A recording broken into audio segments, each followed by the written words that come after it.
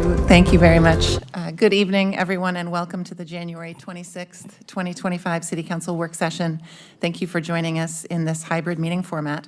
For work sessions like this one, there is no opportunity for public comment, and those wishing to access the meeting can do so by watching the live stream available on our website, the broadcast on Comcast Channel 21, or by calling into one of the phone numbers listed for this meeting on the public webcasts and meetings materials webpage of the City of Eugene website.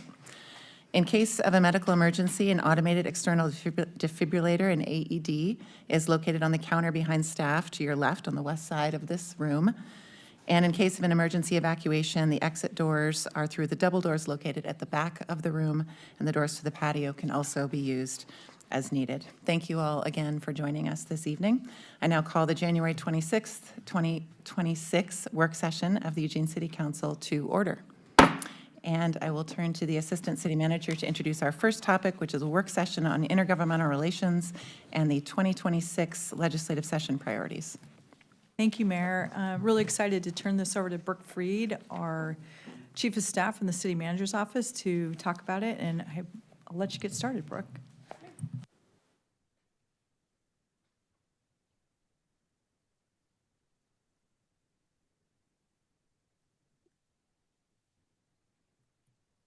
Good evening, Mayor and Councilors. I'm Brooke Freed, Chief of Staff in the City Manager's Office, here representing the City of Eugene's Intergovernmental Relations Program. I will be presenting the city's 2026 legislative priorities on behalf of Ethan Nelson, our IGR Manager, who is unable to be here this evening. I'm joined online by Zach Reeves with CFM Advocates, who, along with Ethan, supports Eugene's policy and funding goals at the state level. Tonight, we'll talk through the IGR program goals, IGR process, the 2026 policy framework, our 2026 state priorities. We'll touch briefly on the federal United Front efforts and wrap up with discussion and action. Specifically, we'll be asking Council to take action on 2 items provided in your packet: the 2026 legislative policy document, Attachment A, and the 2026 state legislative priorities, Attachment B. To begin, we have several high-level goals for the IGR program. First, we have focused on building relationships with local, state, and federal partners through greater engagement of agencies and elected officials. Second, we have been participating in strategic policy discussions at the state and federal level. Mayor Knudson's engagement related to the Southern Willamette Innovation Corridor and participation in state working groups related to housing production strategies are a couple of examples. Third, we continue to engage the Eugene delegation to advance community investments through their leadership roles. Fortunately for Eugene, we have senior legislators in Salem that support our funding and policy asks and advocate for our interests. For the 2026 session, key appointments include Representative Fahey, District 14, Speaker of the House; Representative Nathanson, District 13, the Chair of House Revenue, Co-Chair of Joint Tax Expenditures and the Joint Legislative Information Management and Technology Committee, as well as a member of the Capital Construction Subcommittee of Joint Ways and Means; Representative Fragola, District 8, the Vice Chair for Higher Education and Workforce Development, and the only local member on the Housing and Homelessness Committee; Representative Harbeck, District 12, on the Behavioral Health and Healthcare Committee; Senator Przansky, District 4, is the chair of the Judiciary Committee; Senator Manning, District 7, is the President Pro Tem and chair of Senate Veterans, Emergency Management, Federal and World Affairs Committee; and Senator Hayden, District 6, is the vice chair for the Healthcare Committee, so we're well represented. As we've shared in previous IGR work sessions, the IGR committee operating agreements provide direction on how the City of Eugene sets state and federal priorities. It also directs city resources on priority items to be reviewed and approved by the Council's IGR committee. The 2023 process updates increased communication with Council, including regular updates from the IGR chair during items of interest, sending IGR meeting minutes with Council packets, and weekly email updates from the IGR manager during legislative sessions. Current IGR members include Councilor Evans, Groves, and Ye. The mayor serves in an ex officio role as a non-voting member. The committee meets regularly, generally monthly, with the ability to hold special meetings during the legislative session. IGR committee meetings are posted on the city's website and open to the public via Zoom. Testimony on priority bills can also be found on the IGR webpage. The 2026 Eugene State Priorities document in your packet outlines the proactive policy and funding items that the city will advocate for in 2026. The Eugene State and Federal Legislative Policy document serves as a policy framework for the city's position on bills introduced into the session, as well as our federal agenda. At their December meeting, the IGR committee approved both documents and sent these to council with a recommendation to approve for the 2026 session. We'll discuss these in more detail in the next slides.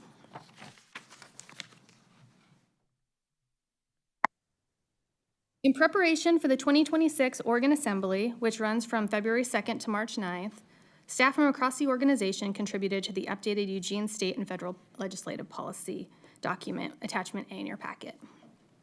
This serves as a policy framework providing clear direction on the city's policy position on both priority topics, for example, local control, and on any pertinent or emerging issues. This is of critical importance to support our state and federal advocacy efforts in an efficient and timely manner. The 2026 version of the policy document has changed from the 2025 version in a few ways. First was the consolidation and streamlining of language from some sections. Second was the removal of past policy initiatives that had been accomplished or are no longer priorities. And third, there were a few additions based on new policy direction from council. The IGR reviewed an amended version in legislative format. They walked through each proposed change and provided direction on elements they supported, elements they wished to revise, and items to remove. Those changes were made, and the final version was reviewed and approved by the IGR committee at their December meeting this past year. While the document does not encompass all adopted city policy, the areas on this slide cover much of what is pertinent at the state and federal level. So this is sort of a general overview. When clear policy direction is absent, IGR staff consults with city manager and executive managers as needed and brings the items to IGR committee for deliberation and guidance where needed.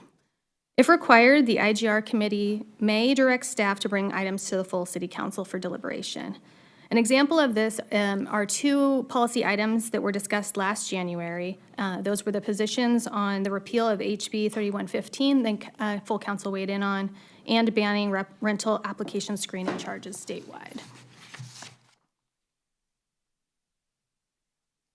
The second document in your packet for approval is our State of Oregon priorities, which includes 6 different initiatives. You'll see these here. You can consider this document as the proactive what the City of Eugene wants, while the previous policy document clarifies our position on legislation and bills as they are introduced. As 2026 is a short legislative session, just 35 days, legislators are restricted on the number of bills they can introduce and the number of committees. In addition to the priorities we've identified here, we'll be tracking and lobbying on approximately 20 to 25 Priority 1 bills. Summaries of these items will be included in the weekly IGR emails to council. Again, this year, we have contracted with CFM Advocates and will be supported by Zach Reeves daily at the Capitol. The 6 priorities listed here on the slide have been reviewed and approved by the IGR committee at their December meeting. And so I'll briefly walk through just an overview of what these items address. So the first item, we want to maintain and protect full funding for OHCS statewide shelter program. During the 2025 session, HB 3644 was passed into law, creating the statewide shelter program. And since the end of the session, state financial forecasts are signaling that the legislature may need to cut budgets in the existing biennium to balance the state budget. So at this time, while there's no proposed reduction of shelter funding, we want to ensure that that isn't something that is pulled from. So we're going to continue to advocate for that full funding. Separately from that, so number 2 on the list, we've got protect the 2025 funding allocation for the Clear Lake Road Economic Development Project. So last legislative session, we got the Clear Lake Road allocated $6 million, which was great, and we're excited about that. But as these are lottery bond funds, they will not be sold until 2027. So there is the potential that there will be a decrease in lottery revenue, which could impact our allocation. So we've been watching that item closely and continuing to hope that all goes well with that forecast. We also, in this current session, the 2026 session, we're submitting an additional capital construction ask for additional funds to continue to support that project. It's a big item, and so we'll need all the resources we can get for that one. The third item on the list is to increase protections related to threats to public officials. So during the 2025 session, Eugene helped to spearhead SB 473, which would increase protections to elected and appointed officials from threatening behaviors. The bill did not pass last legislative session, but it's included as key legislation by both Senator Manning and Senator Przansky in the short session. So we'll be advocating for that item. The next item on the list there is to seek funding for Eugene Airport expansion. Eugene supports increased federal and state funding for the development of the Eugene Airport Terminal and apron facilities. And for 2026, Eugene has targeted our federal congressionally directed spending requests for airport expansion. So we're looking at that federal resource as an ideal match for the project that we have ahead of us. And so we will be advocating for that as part of the 2026 United Front delegation in April. The fifth item there supports statewide property tax reform. So in 2025, HB 2321 established the Task Force on Impacts to Ballot Measures 5 and 50. Representative Nathanson leads that effort and will be making recommendations for the 2027 legislative session. The Eugene staff continue to be involved in the task force and also the League of Oregon Cities Revenue Reform Work Group. And finally, the last item on the list, continue to support increased state investment in behavioral health systems. So for the short session, Eugene supporting Lane County's efforts to obtain clarity and flexibility within OR 430 related to operations of the Planned Crisis Stabilization Center. So just continuing to advocate with our partners there. In the upcoming short session, there are a few items that we will be watching closely. So these concepts are likely to be introduced as standalone bills or incorporated into omnibus-style bills. These are all items that could have major financial or policy impact to the city, and many of these items are already included within the policy document or there's existing council direction. So for any items on this list here that don't have clear direction from city council, once those bills have been released publicly, which will likely be in the next several days here, city staff will review and make a recommendation for consideration by the city manager and executive managers. And then we would bring those to the IGR committee for deliberation and direction to take a policy position if we don't already have a clarity there. Per the operating agreements, if there was a split vote at the IGR committee or the committee desired a full council review, those items could be moved to the full council as soon as we're able to in the council agenda. All right. And finally, a little bit more about our federal efforts. So the state and federal legislative policy document, which is that attachment A, also provides the direction on the federal policy and what the staff and mayor will advocate for on behalf of the city during the trip to DC in April. So the focus of that trip will be to support both the regional priorities as part of that United Front, and we'll also seek to build support for the FY27 funding request related to airport capital construction and our economic development initiatives.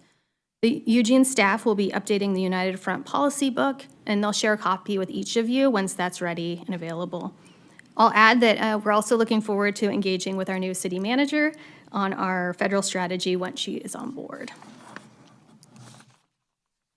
And with that, I'll turn it back to you, Mayor. And as a reminder, there's a motion to approve both the policy documents and priorities document in the AS. Thanks. Thank you so much, Brooke, for that presentation. I will now open up the floor for council discussion. Councilor Zelenka.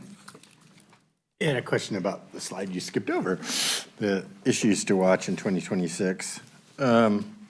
What repeal of HB 3115 from the 2021 session.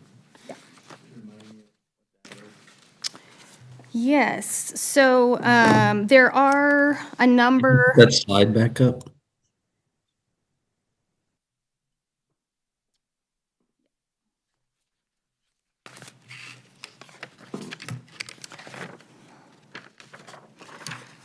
So in the legislative session, there are still a number of folks who have interest in potential repeal of that previous legislation that was passed. And the last time council met on this item, the position was to oppose any repeal efforts around HB 3115. So that was last January. I think, brought that to you for further discussion, knowing that there was an effort at that time, and council voted to oppose the repeal. That was January 29th, 2025. I'll point out for council automatic license plate reader regulations. I know that's in Senator Prozansky's committee, working on rules and regulations around that. I think that would be very informative for us. Revision of the serial communications policy. Serial communications is, I talk to you, you talk to the next person talks to them. And the effect of is basically circumventing the public meetings law. What's that particular one trying to do, or issue trying to do? Weaken it? Clarify it? Yeah, I think there are some clarifications expected. So right now, the policies were crafted by the Oregon Government Ethics Commission, and there have been some legislative concepts that have been introduced into House rules, but aren't fully through yet. So we're waiting to see the bill language and bill draft before we take a position on that. Right now, just based on what we're seeing, our recommended priority would be neutral at this point, so priority 2, and to change that if, depending on what the legislative concept looks like. Okay. Is the governor's prosperity bill, is that going to be taken up as a bill? Yeah, so there's 2 bills that are advancing economic development currently. So LC 2387, Oregon Jobs Act, and then separately, COTEC has the LC 109, Oregon Prosperity Roadmap. And so there's 2 different, we are, again, on. Say those numbers again. Sorry. The economic development package is LC 237. Legislative Concept, Oregon Jobs Act, and COTEX is LC 109, Oregon Prosperity Roadmap. So I think we're still waiting for bill language, full bill language. So we're currently neutral. Those are priority 1, so we're watching closely. And then the last question I had was ban on speculative ticketing. Yeah, so right now, the bill proposes to ban speculative ticketing, protecting consumers and artists from deceptive ticketing practices. So right now, we're at recommend priority 1 support. I can check. What is speculative ticketing? Let me see if we can have Zach comment a little bit more on that. Zach, are you on? Yes, I am. Sorry. Yeah. So that essentially is where third-party ticket resellers will advertise for sale tickets that are not yet on the market. And so oftentimes folks will buy these tickets through third-party marketplaces, and they don't realize that they're not actual tickets. So if you go into an event at the Holt Center, this is something that I know venues like the Holt Center have had to deal with. And so it's just banning that practice of advertising tickets for sale that are not actually on the marketplace. Okay, good. Yeah, there's a lot of work to be done in that area. People get ripped off a lot on tickets. And then finally, the prevailing wage, what's going on with that? Yeah, so Senator Anderson has legislative concept 31 right now. And that has to do with development. That one, my understanding is that is not likely to have a ton of traction right now. So we're watching that as a neutral position and waiting for that to formulate. But right now, what we're seeing is some interest from the league and others on the determination whether a development project is prevailed and the relationship to city resources. So one of the examples is like a riverfront development right now. There are some determinations that have been made around whether that project should be prevailed. And the city did not put direct resource into the development of the project. It was around the infrastructure prior to the project. And so that's, I think, some of the interest from other communities we're seeing is that if the cities, jurisdictions prepare the infrastructure, but that automatically triggers prevailing wage on that development, will there be an impact in communities? Whether or not they'll see the development take place if all of those projects are approved to be prevailed in advance. So that's the issue right now. Again, that concept, whether or not it's this one from Senator Anderson and others are likely to appear here soon. So we're looking to see what components are involved before we take a position. Does that get triggered by federal funding? So if we have federal funding, there are triggers for prevailing wage. So the city does engage with projects. The HUD funding or CDBG will trigger prevailing. But we do have some projects that don't involve federal resources. And depending on the funding sources may or may not be prevailing wage.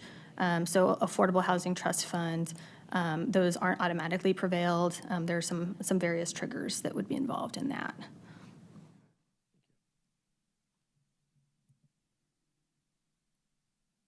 Councillor Leach. Thank you, Brooke, for stepping in and giving this presentation. I think it's really reasonable right now. I know a lot of other cities are really taking a measured approach to this current short session and really just kind of defending what we have and really continuing to advocate for what we've been awarded like last year. I think that's really reasonable for us to do that as well. So thank you for that. But beyond that defensive strategy, as we move into next year's session, I would like to see us be more proactive and really try to be a leader and set more of an agenda and really be able to have a targeted approach. So I would love to see us working, year-round and communicating more frequently around what our agenda would be and what makes the most sense for us and our priorities. Specifically, I'm thinking about, our alternative response pilot and peer navigation. We know we have funding for this pilot project, but we do not have a model for what comes after. That's something we have to figure out. I'd like us to look creatively at that. What does it look like for, the state to require our care coordinated organizations to have a per person, per member per month model that requires them to pay for alternative response models, right? So I think looking at that as one of our primary goals as a national leader in crisis response, right? I know that there's going to be bills coming up addressing what we're doing about the federal immigration enforcement and strengthening protections. And I know we're working on resolution here for Eugene, but what are those bills? How do we, what is the process for, going into this session? And how can we be nimble in our support or not of that? I think it should come back to the full council. And also with economic development, I think, our federal and state priority list has economic development. It doesn't have, what I can see as almost crises in workforce shortages and childcare, affordable childcare, and workforce housing, kind of as core pieces of economic development. I know the governor's package is going to come out and address some of that. But here locally, we have this amazing opportunity for the Southern Willamette Innovation Corridor, and that's going to take a lot of work to prepare for an ask. because it's going to take this big, coordination. So what does that look like? What do we need from the state? Can we create a regional district? Can we, put that into state statute? So what does that look like? I think we can move forward and be a leader, and I'd like to, again, see us come back to these conversations. Thank you.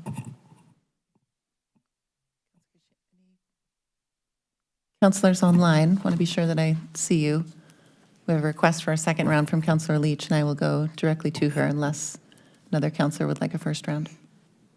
Counselor Keating.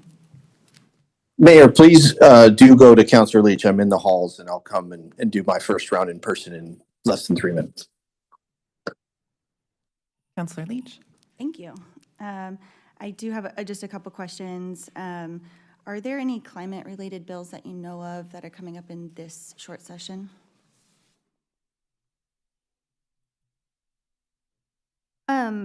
So right now, just for, on the priority 2 legislative concept, there is an item with a nexus to our sustainability goals, which is the Oregon Battery Extended Producer Responsibility Bill.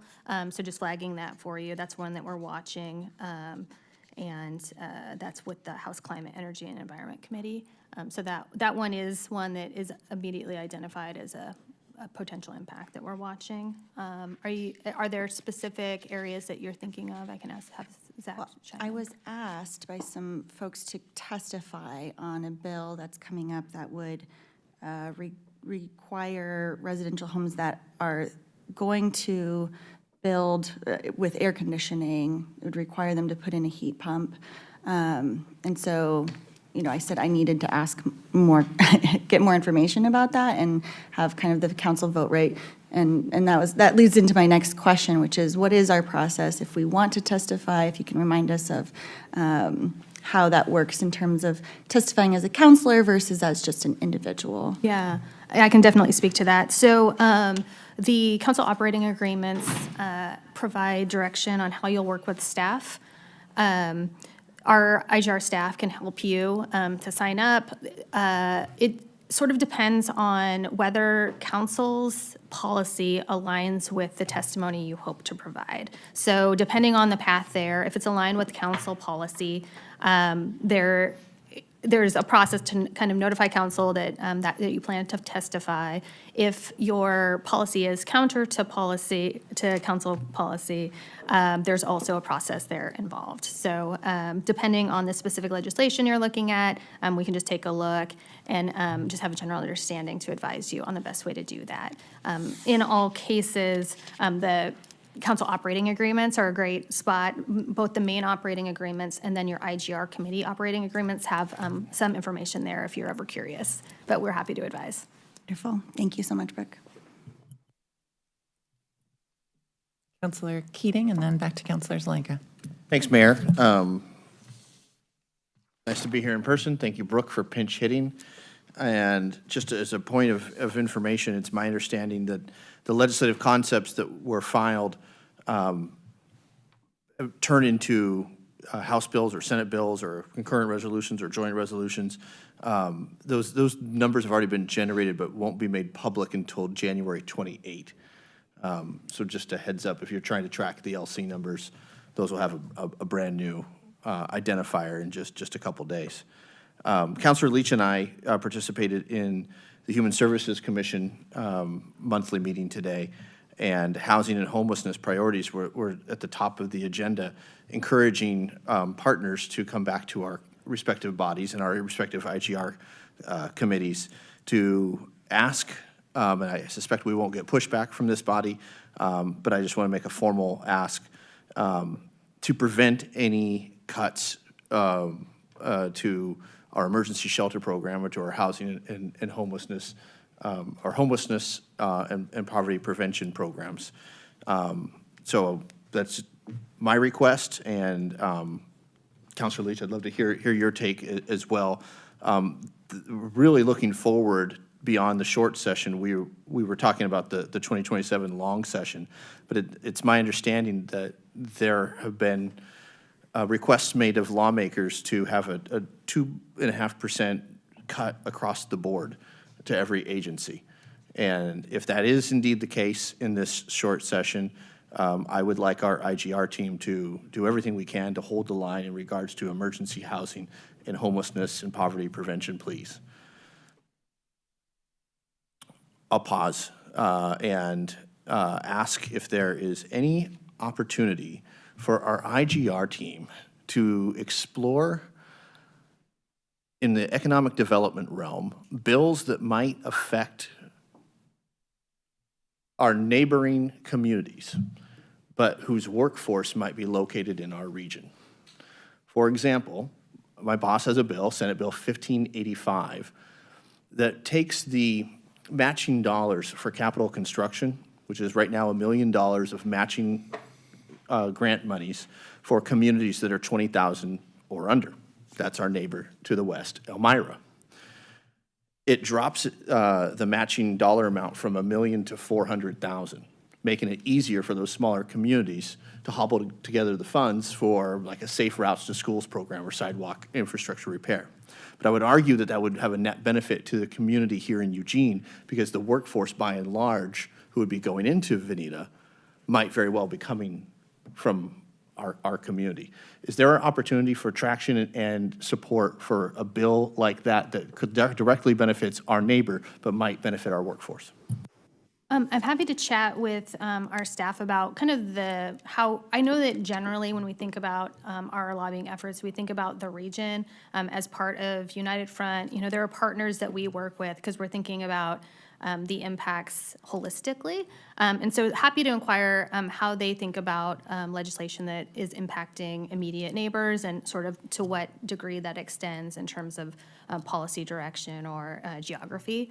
But because I know they're certainly thinking about those edge impacts for the city itself. Councilor Zelenka.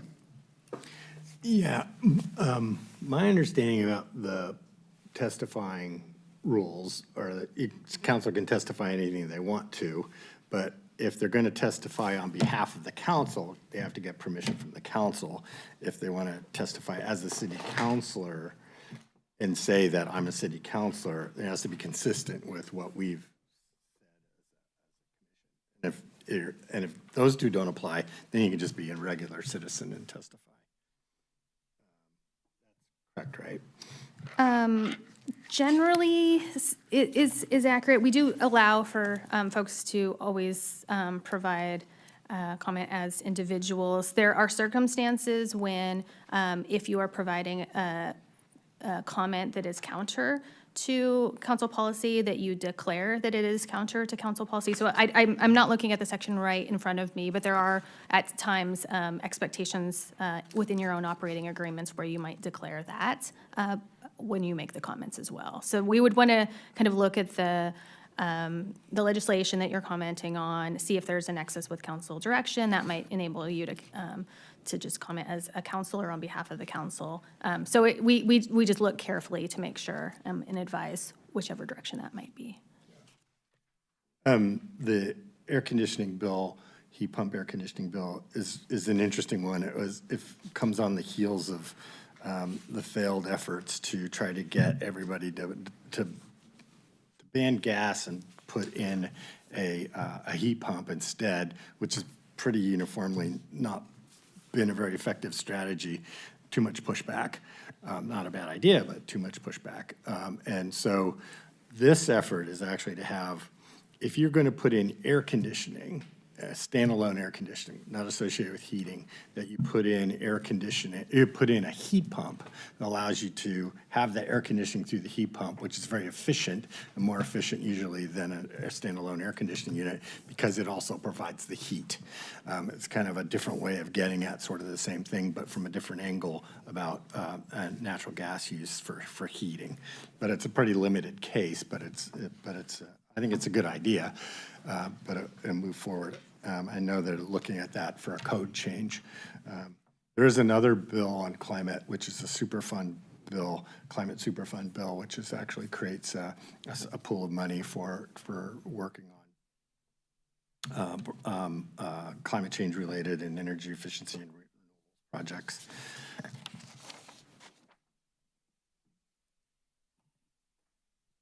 Counselor Clark? Oh, there we go. Thank you, Mayor. I'm sorry for, my voice is a little rough here. I'm not feeling very well, so I decided to stay home rather than inflict this on all of you. My understanding of our ability with regard to legislative testimony is a little bit subtly different than Alan's, and I just want to make sure of something here. My understanding is that an individual counselor can say, hey, I'm a Eugene City Councilor, and this is what I think about this bill. At any point we want to, we just can't represent ourselves as representing any other counselor other than ourselves. And as a result, then it's also incumbent upon us to say that we don't speak for the whole council unless you're telling the legislature, I speak for the council on behalf of a vote that was taken by the council. Am I correct in that? Counselor Clark, this is Catherine Brotherton. I'm going to just, hello. I'm going to just read to you what is in your council operating agreement to hopefully provide Okay. some clarity on this. It's paragraph 9.02, and it's under state and federal lobbying. It says the effectiveness of city lobbying in Salem or in Washington, D.C. depends on the clarity of the city's voice. When councilors or the mayor represent the city in a lobbying situation, it is appropriate that the councilor or the mayor avoid expression of personal dissent from an adopted council policy. This policy is stated in resolution number 4139. Forgive me, when there was a first part of that proviso that I didn't get very clearly. So in other words, if you're speaking as an individual counselor and going up to give testimony, that is not represented by the words you just used in that description. Am I correct? Correct. It says when councilors or mayors represent the city in a lobbying situation. And then, so if you're not, if you're just speaking individually and you're speaking in favor of something, that's fine, if it's consistent with the policies. But there is a specific paragraph that speaks to, I think, Counselor Clark, what you're speaking to, which is if somebody's in disagreement, it also Right. provides for that. And it states, a counselor or the mayor in disagreement with an adopted policy should not be deprived of the right to express such views to the appropriate officials at another time and another place.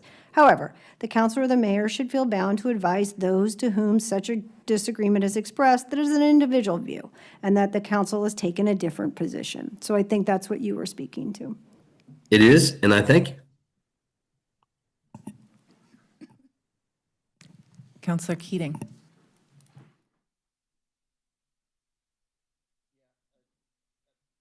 I think sorry, Mayor, thank you, Counselor. I think my concerns were just addressed. There have been times where I've provided testimony on behalf of my boss because he's been in another committee, and I'm introduced from the dais as a Eugene City Councilor and Chief of Staff to Senator Manning, and I make it very clear that I am here in my professional capacity representing Senator Manning or speaking as an individual if I'm not dispatched by council. Is that consistent with with our council policies?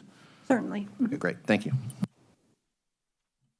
And also to speak to your earlier request regarding an express for maintenance of the shelter funding, that is one of the stated state priorities that you will be voting on. That's part of that package. So Great. that will be. I look forward to enthusiastically casting my vote in favor. If I could, Mayor, I have one quick question around climate recovery and environmental natural resources. Has IGR taken up the OLCV, or Oregon League of Conservation Voters priority from last session, which is coming back to adjust the statewide transient lodging tax to 1.25% for various wildlife recovery pieces? I don't mean to get super wonky, but if not, I would love to encourage IGR to have that conversation, as I get that it's not just Lane County TLT specific, and I also get that it's a hot button issue anytime you're adjusting the transient lodging tax, whether it be locally or statewide. But I'd love to see a larger conversation, if we haven't had one yet, about how that might impact our community and or impact tourism and or help fill a much needed goal, or a much needed hole. Thank you.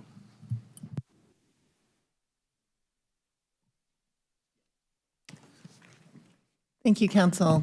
Counselor Evans, I think I see you raising a hand, but it's not quite Yeah. clear. Thank you. Right. Yeah, I'm here. Just responding to Councilor Keating's query about that conversation has not come up to IGR yet. But I'm sure that if you reach out to Ethan, we can add that to our next session that's coming up first week in February. Thank you. Thank you, Counselor. I just have a quick note and clarification, and I want to ask a question first, which is, I guess, Dat's question, because it was mentioned over the weekend. This is a short session. It's 35 days long.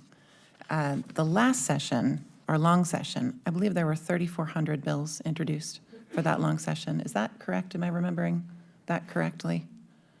Gosh, I don't have that number on hand, but a lot.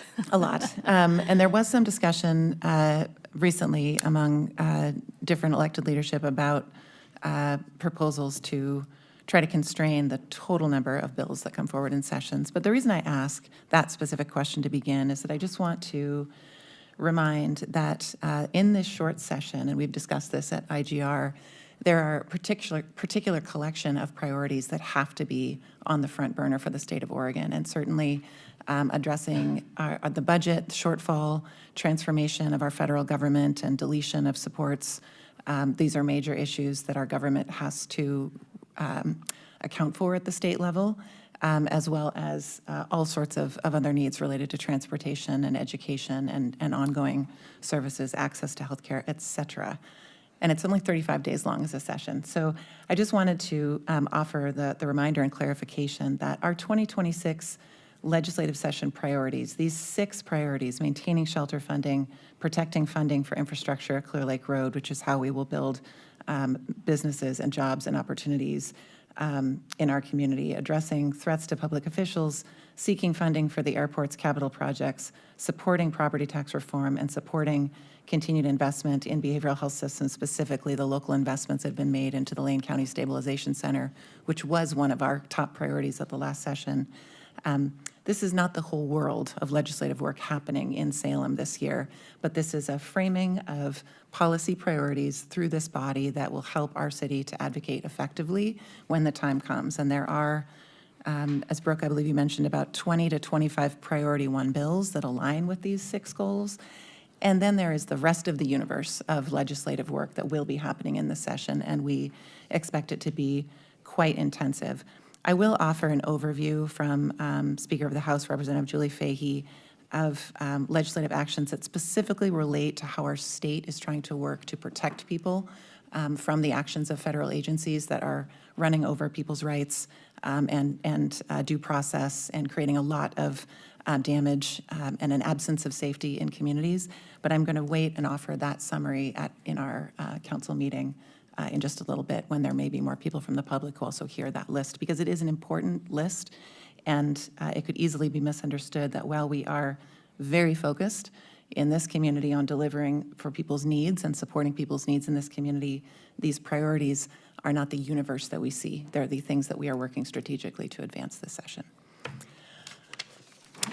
Yes. So with that said, and not seeing any other hands raised to discuss more, I just want to say thank you again to Brooke for that update, and also then turn to our Council Vice President to put a motion forward. Thank you, Mayor. I move to adopt the 2026 Eugene State and Federal Legislative Policy Document and the 2026 Eugene State Legislative Priorities Document as approved by the IGR Committee. Second. Any further discussion from council? Here or remotely, and so I will now take a vote for this motion. All in favor, councilors, please raise your hands. See 5 in this room, 6 and 7, and that is all councilors present with 0 opposed, and the motion passes with a vote of 7-0. Thank you all very much. That concludes our first agenda item. Thank you, Brooke. Moving on to our second agenda item, I will now turn to the Assistant City Manager to introduce a work session on city manager updates and some important news for us to have. Thank you, Mayor. Really excited to get a chance to share some information tonight, specifically of two areas of focus related to our fire department and some of the work that's happening. And again, I'm sitting in tonight for Matt Rodriguez, our interim city manager. Wasn't able to be here, so. So the first one is a fire governance update. You might recall, I know you do, that on December 12th, that you took action to direct the city manager to begin negotiations to form an intergovernmental entity. And on January 20th, which was not that long ago, the City of Springfield Council provided direction to their city manager to negotiate with the City of Eugene on the IGE framework. Last week, interim city manager Matt Rodriguez and I had a chance to meet with the city manager and assistant city manager from the City of Springfield to establish a timeline for launching that work. Our formal meetings will begin in February. Those have already been scheduled, and there's a lot of enthusiasm to kind of get in the room together and start talking about the work that needs to be done. The initial negotiation focus will be on two of the three areas that were in the former city manager's memo that pertain to governance structure and representation. And the second one will be the employee and administrative alignment section. And we feel that those are the right places to start because they're pretty significant. And as I said, we'll begin those negotiations in February, and then our goal is to provide a joint progress updates to both councils, so not a joint meeting, but individual council sessions in April of this year.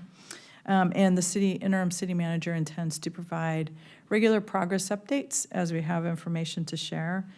And we'll continue to work on meeting the 6-month window that was established and directed by council to get this work moving and get it done. So anyways, if you have any questions, I don't know, Mayor, if you'd like if there's any questions on that topic, or if you'd like me to go to the second topic. I just have one quick question clarification. Sure. Speaking to the second point, the first you mentioned is the areas of focus, one being, and all points from the city manager Maderi's memo and recommendations that we covered in December, but if you could just describe this a little bit more clearly. First point was around governance structure and representation. Second point had to do with employment. And could you just describe? It's actually employee and administrative alignment. So it's really around, I have the document in front of me. And so what that section is the creation of a new entity that must be fully responsible for all aspects of the current department and its services, and that the fire chief, kind of a structure that provides the fire chief to be able to run that entity independent and report to the board. And so there's a lot there that we'll be digging into. And I also wanted to add that our city attorneys will obviously be helping us. We're really excited about that too. Any chance I get a chance to work with Catherine, it's always great, so. Thank you. I think that is a really important clarification. I'm glad you're starting with those two. Yeah. Very appreciated. Councilor Zelenka. Does the employee admin alignment, does that also include the issue of the benefit differential? I don't know that will be one of the first things we take up with that section. There's another section, which is financial participation and cost sharing, which may encompass that. And there's a whole lot of work, like when you get through these kind of three big topics, that will still need to continue to happen as it relates to what does it really look like in terms of actually that department being supportive, and what, kind of how they align benefits and things like that. So this is kind of, these first three areas are kind of the big topics that we need to get to kind of establish that framework to move forward from, or to get direction to move forward. Structure, representation. As I recall, the report that we got from the consultant, Triton, they said that the price tag for getting Springfield up to where Eugene was about $2 million. I don't recall that number off the top of my head. It was a big number. But yeah.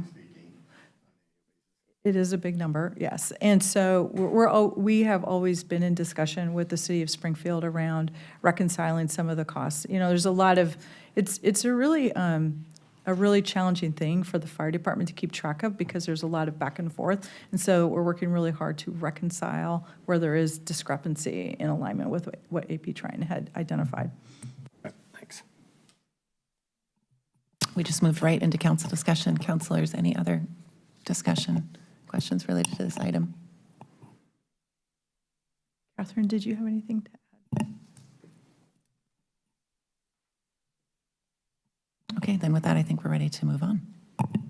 All right, item number 2 for the fire department. I have some good news to share. I know that most of you have been asking about the alternative response RFP process, and the good news is the finance team is in final review, and we hope to get the RFP out this Friday, which is January 30th.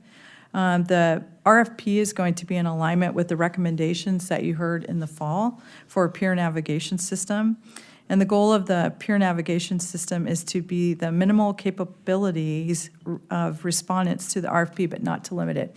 So I was going to go over just a few of the areas that you might be interested in from a minimum service level standpoint. So one of the goals is to have a peer navigator staffing and training. So that's to recruit and supervise full-time peer navigators with peer support specialist certification and forensic peer endorsement, and to provide training for those employees that get hired to do this work, trauma-informed care, harm reduction, crisis intervention, et cetera.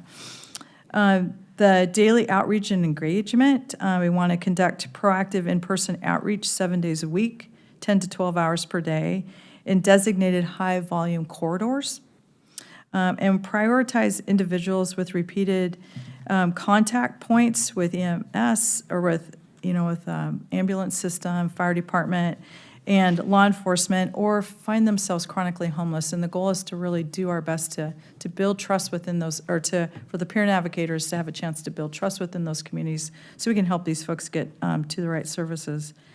A key area is the collaboration and coordination. What we'll be looking for in the RFP is to have whoever's selected hold briefings with the Eugene Fire Department, EPD, and city staff, and participate in regular meetings with community partners such as Lane County Mobile Crisis and healthcare providers. The other couple areas here are service navigation and follow-up. The goal is to connect individuals to housing, recovery programs, mental health services, and wraparound support systems, and facilitate referrals as needed to psychiatric care and assist with insurance enrollment. We also are be looking for a dispatchable response. So we would want the successful respondent to the RFP to be able to maintain a dedicated phone line or dispatch process for Eugene Springfield Fire, EPD, and partners, and ensure timely in-person response in all document interactions.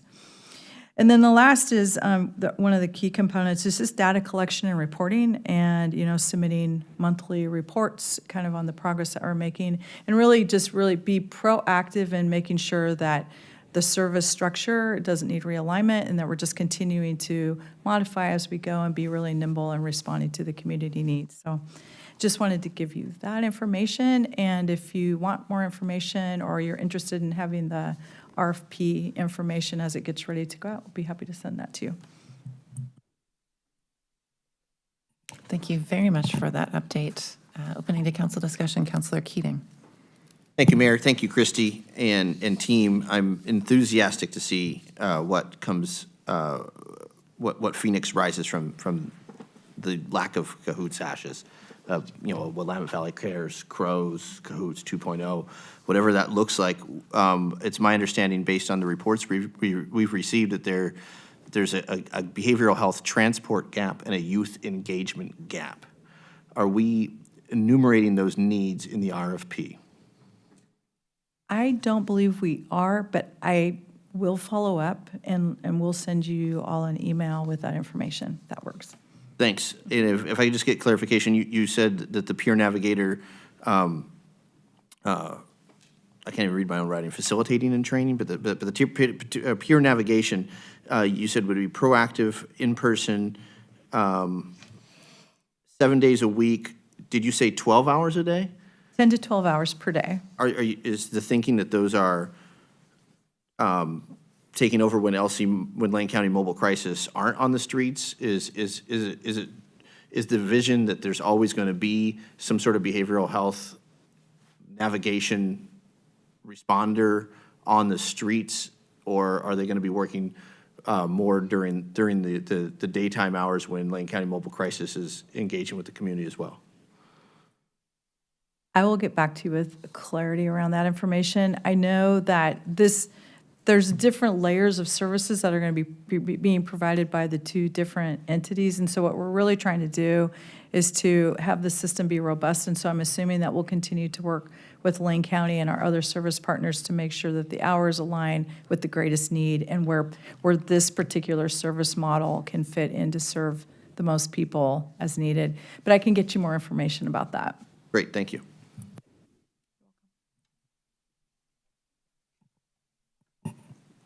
Other questions or discussion from council on this item? Seeing none, then I will just say that on both of those fronts, incredibly important work in our emergency response system and the development of this new intergovernmental entity, beginning that process, trying to see our way down that path, and then working to implement program that fills a really significant gap between our public safety and health and human services systems, and very much appreciate all of, especially Chief Caven's work on what's gotten us to this point, the gap memo issued last fall, and then this RFP. I think it is urgent work, it's important work, and we are looking forward to it being out and then seeing the responses to it. Thank you, everyone. That concludes our agenda for today, and so I now close the January 26th, 2026 City Council work session, and we are adjourned. Christie, when-